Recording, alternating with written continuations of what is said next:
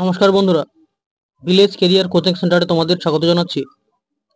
তো আজকে আমরা একটি নতুন চ্যাপ্টার করব। চ্যাপ্টারটি হচ্ছে পার্টনারশিপ, অর্থাৎ অংশীদারি কারবার। ঠিক আছে, তো এটা আমরা করব। খুব ভালো একটি চ্যাপ্টার। এখান থেকে পরীক্ষায় প্রশ্ন আসে, 1 নাম্বার কি 2 নাম্বার প্রশ্ন আসে। ঠিক আছে, তোমরা এখান থেকে অঙ্কগুলি করবে, কারণ এখান থেকে আমাদের অঙ্ক করতে হবে। ঠিক আছে, তো খুব ভালো ইম্পর্টেন্ট অঙ্ক আছে, বোঝার মতো চ্যাপ্টার। তো আমরা করব, তার আগে তোমাদের জন্য মোটিভেশন কোড নিয়ে এসেছি। তো চলো মোটিভেশন কোডটি আগে জেনে নি কি আছে। বলছে, জীবনের শেষ নিঃশ্বাস পর্যন্ত চেষ্টা করা উচিত। হয় তোমার লক্ষ্য অর্জিত হবে, বা না হয় তোমার অভিজ্ঞতা হবে। জীবনের শেষ নিঃশ্বাস পর্যন্ত চেষ্টা করা উচিত। হয় তোমার লক্ষ্য অর্জিত হবে, না হয় তোমার অভিজ্ঞতা। কি সুন্দর একটি লাইন বলেছে। কিছু হোক আর না হোক, আমরা শেষ নিঃশ্বাস পর্যন্ত চেষ্টা করে দেখব। ঠিক আছে, হয় আমাদের লক্ষ্য অর্জিত হবে, না হয় আমাদের সেই বিষয়ে অভিজ্ঞতা অর্জন হবে। তো চলো আমরা প্রতিনিয়ত চেষ্টা করতে থাকবো, আমাদের চেষ্টা যাতে অসফল না হয়। কোনো কাজে হার বা জিত আছেই, কিন্তু চেষ্টা করাটাই সব থেকে বড় কথা। চেষ্টা করার পর যদি হেরে যাই, তাহলে নিজেকে সান্ত্বনা দেওয়ার মতো কিছু থাকে। কিন্তু প্রতিযোগিতা শুরু না হতে যদি থেমে যাই, চেষ্টাও যদি না করি, তাহলে সেটা আমাদের পক্ষে খুব একটা বাঞ্ছনীয় নয়। তো শুধু চেষ্টা নয়, আমরা শেষ নিঃশ্বাস অবধি আপনার চেষ্টা করব, এবং না হলে অন্তত অভিজ্ঞতাটা অর্জন হবে। তো চলো, এই মোটিভেশনাল কোট নিয়ে আজকে আমাদের নতুন চ্যাপ্টার শুরু করছি। তো তো অংশীদারি কারবার চ্যাপ্টারটি মূলত ব্যবসার অঙ্ক। ঠিক আছে, অংশীদারি কারবার একজন নিয়ে হয় না। ব্যবসা, দেখো, ব্যবসা করতে গেলে অন্তত 2জন লাগে, তাই তো? 2জন, 3জন, 5জন, যত কিছু হতে পারে, কিন্তু অন্তত 2জন লাগবে ব্যবসা করতে গেলে। ঠিক আছে, তো একাকী ব্যবসা হয় না। যেহেতু অংশীদারি বলেছে, ব্যবসা হয় একাকী, কিন্তু অংশীদারিত্ব একাকী হয় না। অংশীদারিত্ব করতে গেলে অন্তত 2জন লাগে অংশীদারিত্ব করার জন্য। ঠিক আছে, আর নামটাই বলেছে পার্টনারশিপ, অর্থাৎ পার্টনার।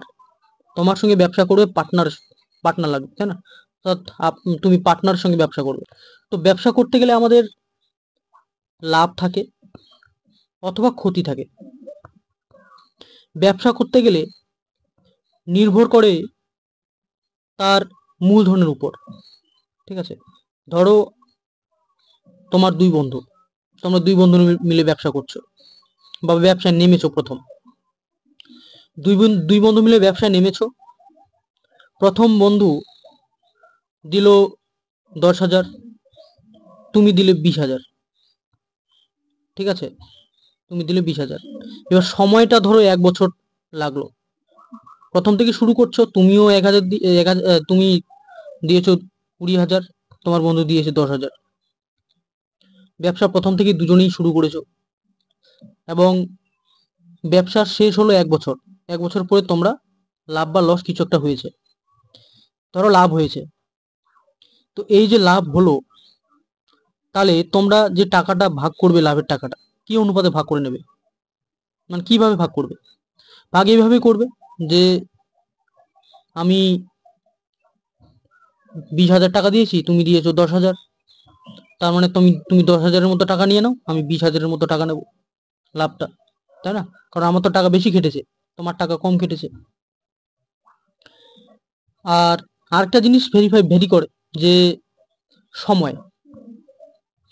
ধরো তুমি 1 বছর আগে 10,000 দিয়েছো, তোমার বন্ধু 1 বছর পর 10,000 দিয়েছে। দুজনেই 10,000 দিয়েছো, কিন্তু 1 বছর আগে, কেউ 1 বছর পরে। তাহলে তোমার টাকাটা তো 1 বছর আগে থেকে খাটছে সেই ব্যবসায়। আর তোমার বন্ধুর টাকা 1 বছর পরে খাটছে তোমার সেই ব্যবসায়,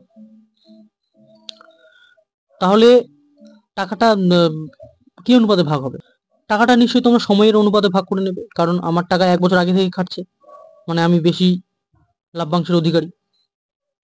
আর তোমার বন্ধুর টাকা কম সময়ের জন্য খাটছে, 1 বছর পর থেকে খাটছে, তাহলে তোমার বন্ধু 1 বছর কম কমে হচ্ছে লাভ্যাংশের অধিকারী, তাই না? তো চলো আমরা একটু হলেও বুঝতে পারলাম। এবার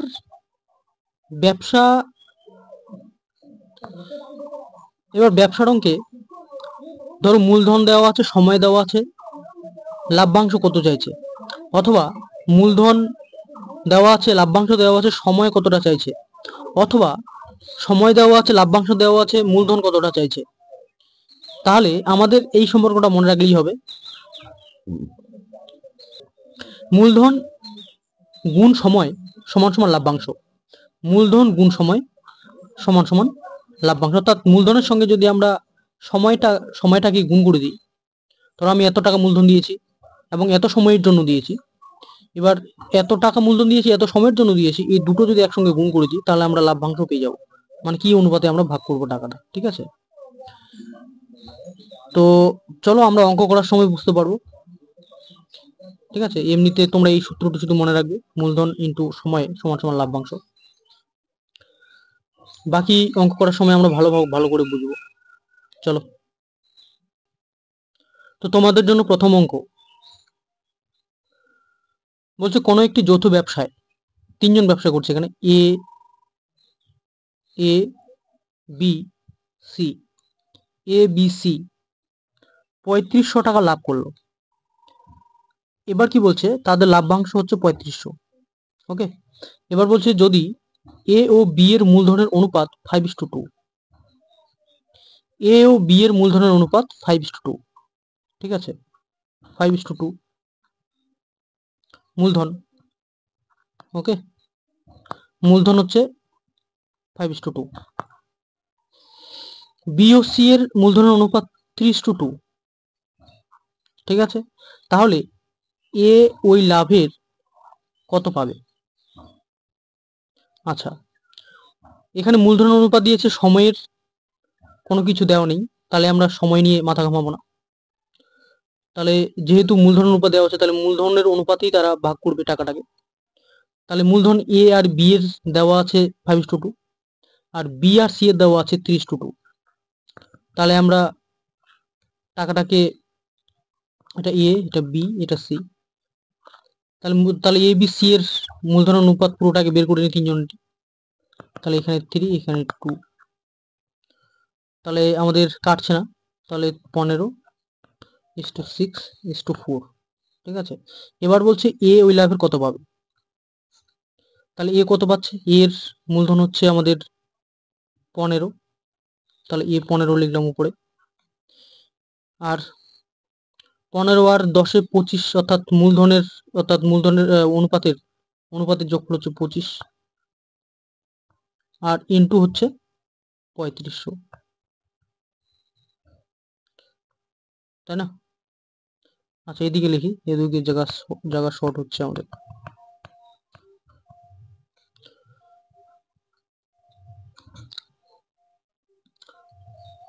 আহ 15/25 ইন্টু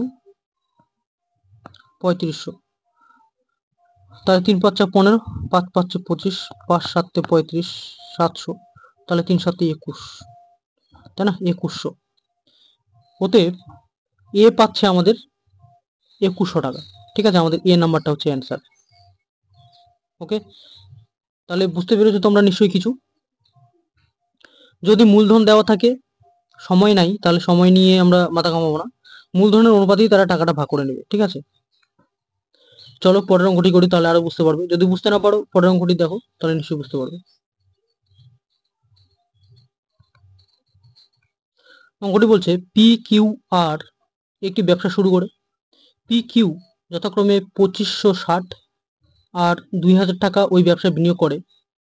বছরের শেষে 1105 টাকা লাভ হলে পি 320 টাকা লাভ্যাংশ পায়।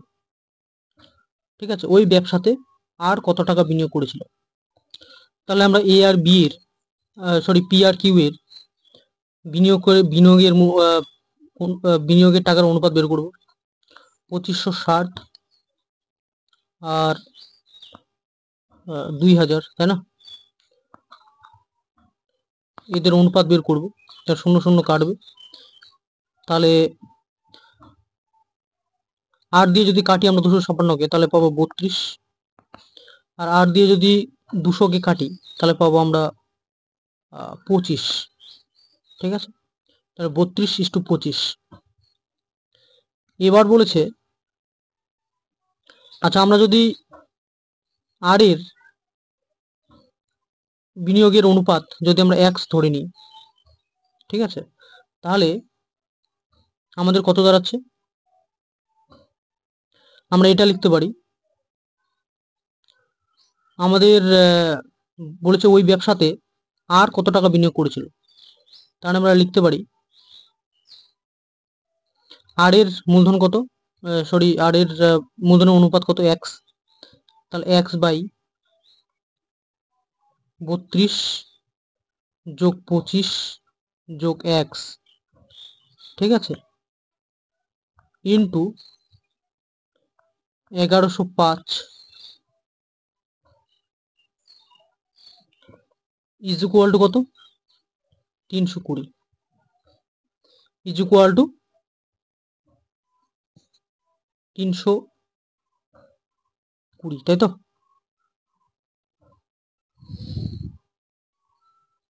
আচ্ছা 320 না, আমরা একটু আলাদা মতো বের করব, তাই তো? তাহলে আমরা যদি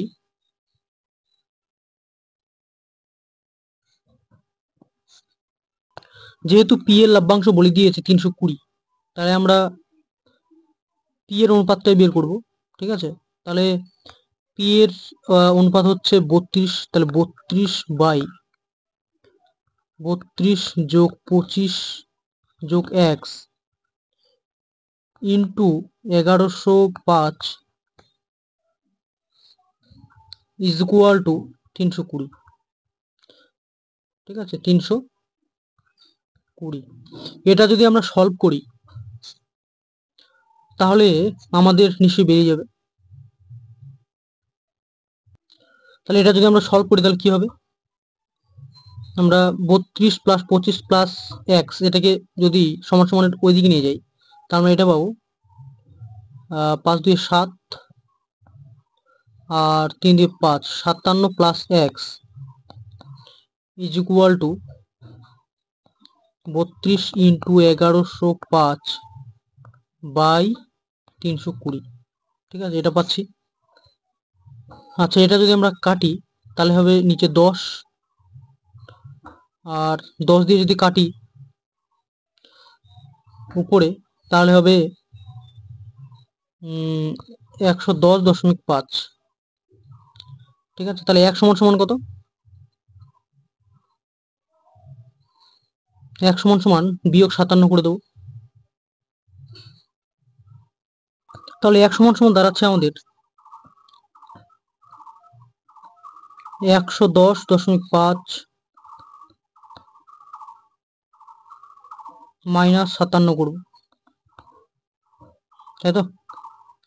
তাহলে মাইনাস 57 গুলো কত হচ্ছে? 0.5 থাকলো। আচ্ছা পরের চ্যাপ্টার পরের ইয়েতে করতে না, তাহলে x ইজ ইকুয়াল টু কত হচ্ছিল? 110.5 বিয়োগ 57, 110, আরে কি হয়ে গেল, 110.5 মাইনাস 57। তাহলে যদি করি তাহলে আমাদের হচ্ছে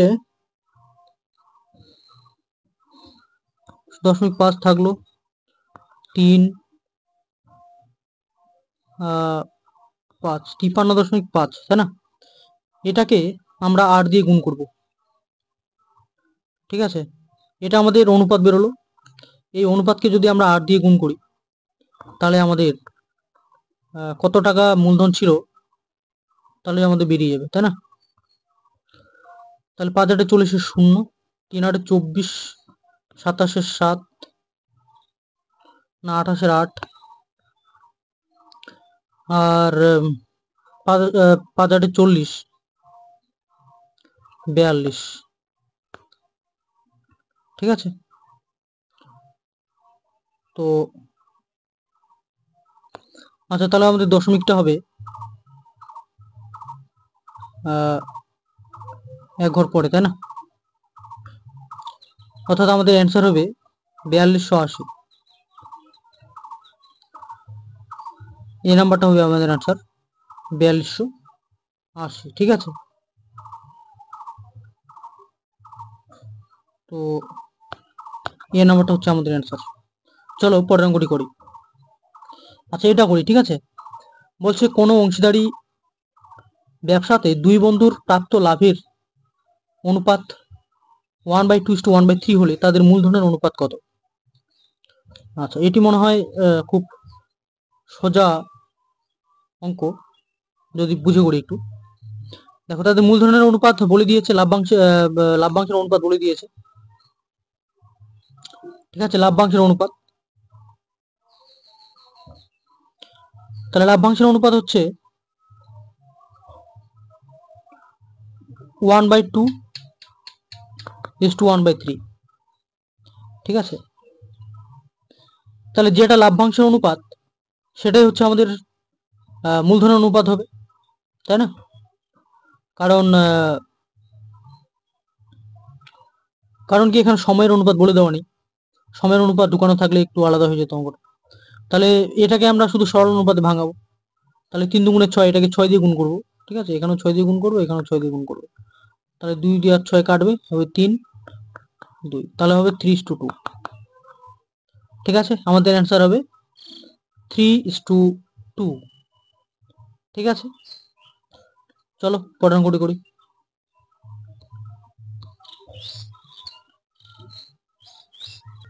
বলছে একটি ব্যবসায় পি কিউ এর অর্ধেক বিনিয়োগ করে এবং কিউ আর এর অর্ধেক বিনিয়োগ করে।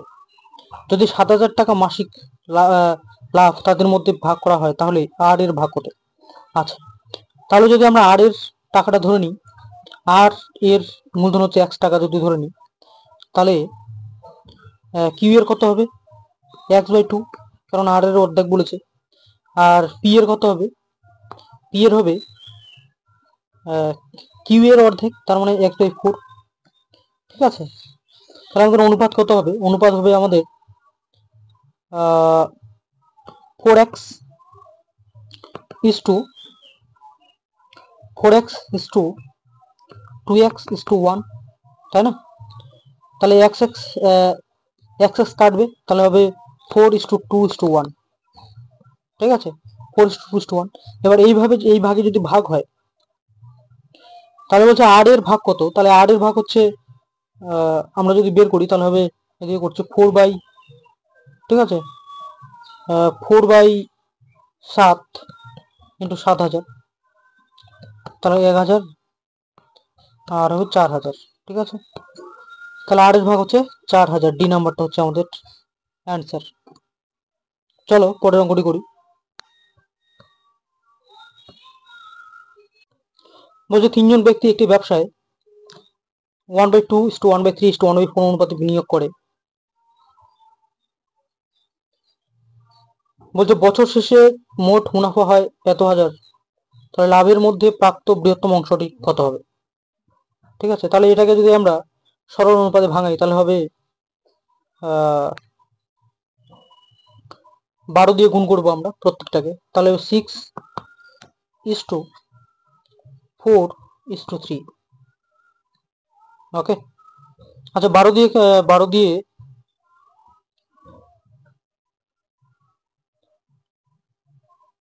আচ্ছা 12 দিয়ে তো গুণ করবো না,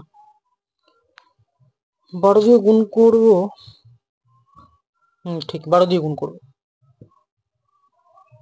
তাহলে 6:4:3। এবার বলছে বছর শেষে মোট মুনাফা 56,000, তাহলে বলছে লাভের মধ্যে প্রাপ্ত বৃহত্তম অংশ নিতে। বৃহত্তম অংশ কত? 6, 6 দিয়ে যদি করি আমরা তাহলে বেরোবে, তাহলে 6/10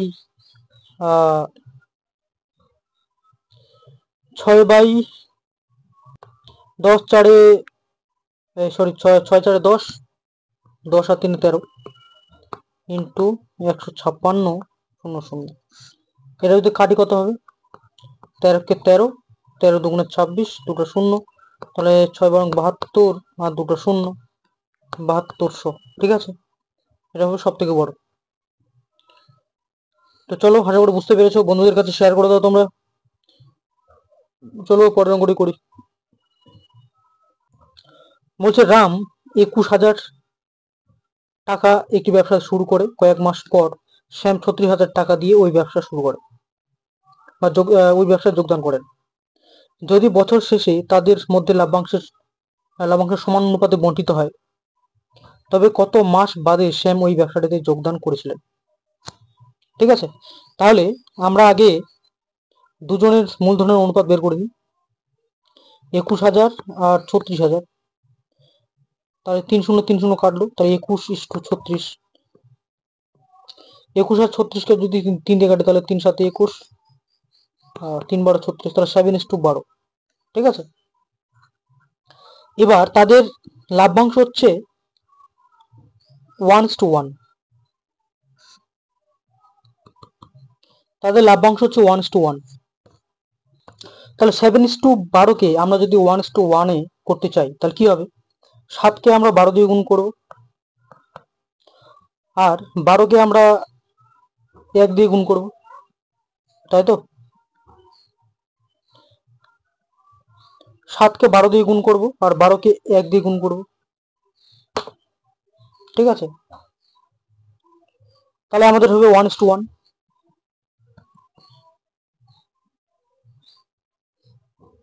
সরি, 12কে আমরা 1 দিয়ে কেন গুণ করবো? ভুল কেন বলছি আমি? মাথাটা কি গেছে আমার নাকি? আচ্ছা, 7কে 12 দিয়ে গুণ করবো আর 12কে 7 দিয়ে গুণ করবো, তাই না? অতএব তাদের মাসের অনুপাত হচ্ছে, একজন খেটেছিল 12 মাসের জন্য আর একজনের টাকা খেটেছে 7 মাসের জন্য।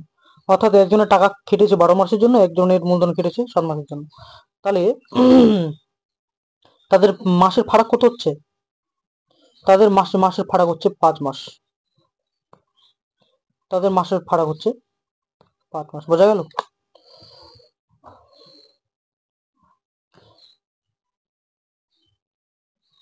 অর্থাৎ মূলধনে আমি বলেছিলাম যে সময়, মূলধনের অনুপাতের সঙ্গে যদি সময় গুণ করা যায় তাহলে তার লাভ্যাংশ অনুপাত বেরোয়, তাই তো? তাহলে মূলধনের অনুপাতের সঙ্গে আমরা সময় গুণ করেছি, তাহলে আমাদের লাভ্যাংশের অনুপাত বেরিয়েছে 1:1। তাহলে 1:1 আমাদের কি করে বেরোতো? এখানে 12 গুণ করতে হবে, এখানে 7 গুণ করতে হবে। 12 সঙ্গে 7, 7 সঙ্গে 12, তাই না?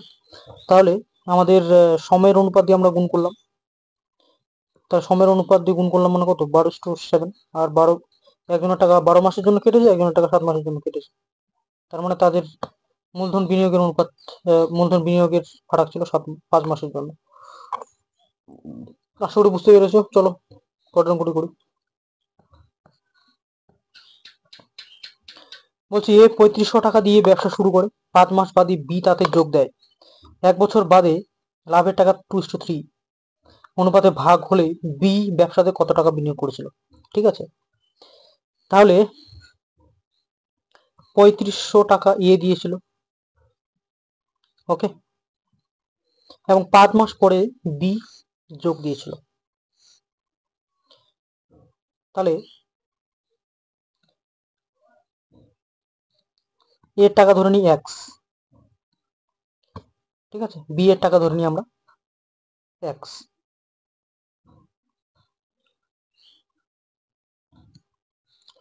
এবার 5 মাস পরে যোগ দিয়েছিল বি। 5 মাস পরে যদি যোগ দেয় তাহলে তার টাকা কেটেছে 7 মাস, তাই তো? বি 5 মাস পরে যোগ দিয়েছে, তার মানে তার এক্স টাকা কেটেছে 7 মাসের জন্য, আর তার 3500 টাকা কেটেছে কত মাসের জন্য? 12 মাসের জন্য। ঠিক আছে, এবার এই দুটো গুণ করলে দাঁড়াবে 2:3। ঠিক আছে, এই দুটো গুণ করলে আমাদের দাঁড়াবে 2:3।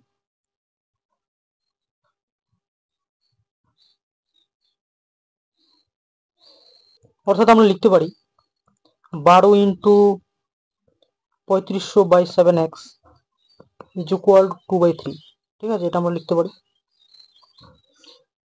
তাহলে 7 দিয়ে যদি আমরা 3500কে কাটি তাহলে হবে 500, তাই তো। এবার 2 দিয়ে যদি আমরা 12কে কাটি তাহলে হবে 6। তাহলে আমাদের কত দাঁড়াচ্ছে?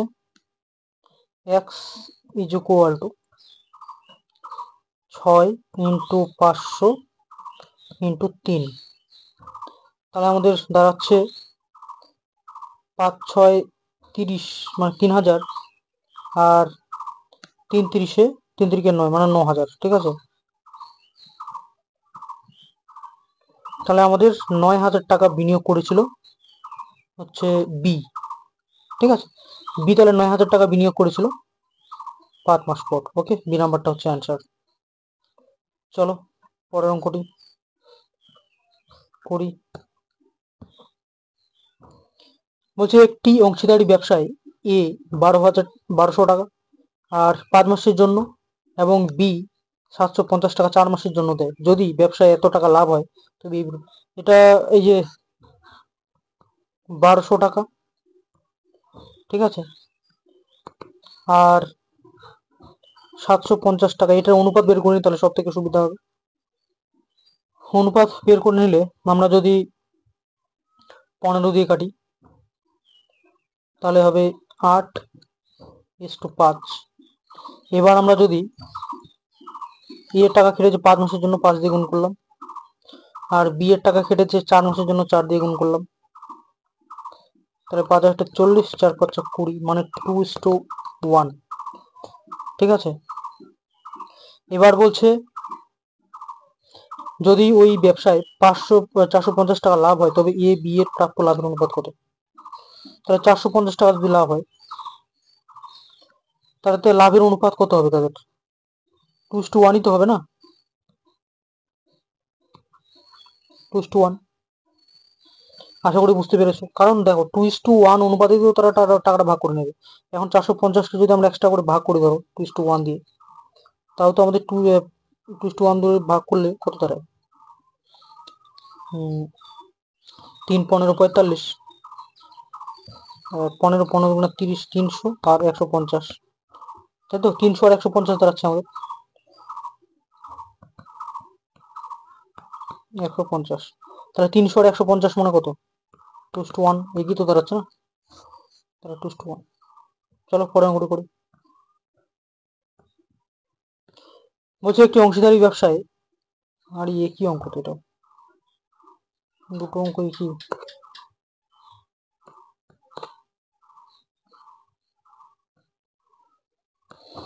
ও, দুটো অঙ্ক একই ছিল। তো আমাদের আরো দুটো অঙ্ক বাকি আছে, চলো ওই অঙ্কটা নিয়ে আসি তাহলে তো তারপর তোমার সঙ্গে দুটো অঙ্ক হচ্ছে এটা, তাই না? বলছে এ বি সি একটি যৌথ ব্যবসায়,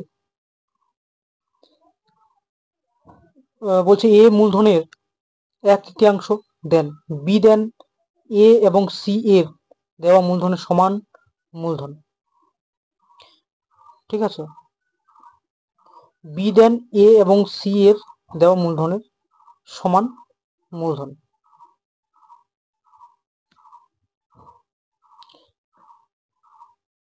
এ মূলধনের 1/3 দেন, বি দেন এ এবং সি এর দেওয়া মূলধনের সমান মূলধন। যদি বছরান্তে লাভের পরিমাণ 9,000 টাকা 900 টাকা হয় তবে সি এর টাকা লাভ্যাংশ পাবেন।